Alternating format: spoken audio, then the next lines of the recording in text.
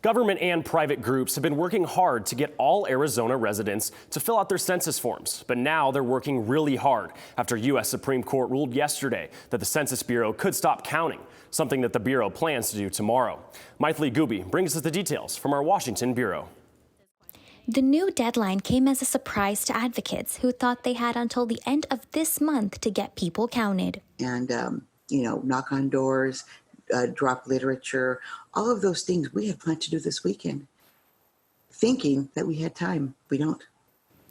The ruling yesterday was the latest in a seesaw battle between the Bureau and advocates who sued for a longer count, arguing that an undercount would hurt underrepresented communities. We've been working really, really hard, but now that we have, with just pretty much hours notice that our census count is going to conclude, we've reached out to all of the groups to ramp up our efforts. At stake are congressional representation and potentially millions in federal funds. Guzman says that each uncounted person results in $3,000 per year less in federal dollars to local governments. It's real hurtful to people. Undercounts are used on many things, as you know, not just on the number of delegates that you send to Congress, but also on how much money you're getting for very important projects, and those things range across the board. The census said it had counted 99.9% of all homes in the U.S. by yesterday. Governor Doug Ducey's office boasted today about the completion rate. Arizona Complete Count Committee Chair Debbie Johnson said, quote, Arizona is well positioned to receive its fair share of federal funding and equal representation for Arizonans for the next decade. But Beth Jarrow says minority communities will be hit hardest by the undercount.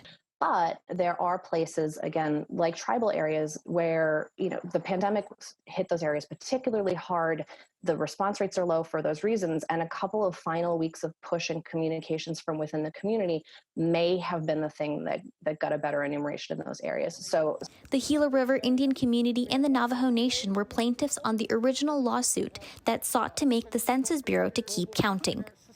After the Supreme Court's decision, Navajo Nation President Jonathan Nez said in a statement, quote, it's disheartening that the highest court of the land ignored the devastating impacts that COVID-19 has had on the Navajo Nation and the census count. The governor of the Gila River Indian community called it a bitter pill to swallow. Meanwhile, groups like Chicanos por la Causa are continuing to boost the census counts to help Latino communities be heard. We want to make sure that those communities are counted because they weren't 10 years ago. Imagine the huge disparities there.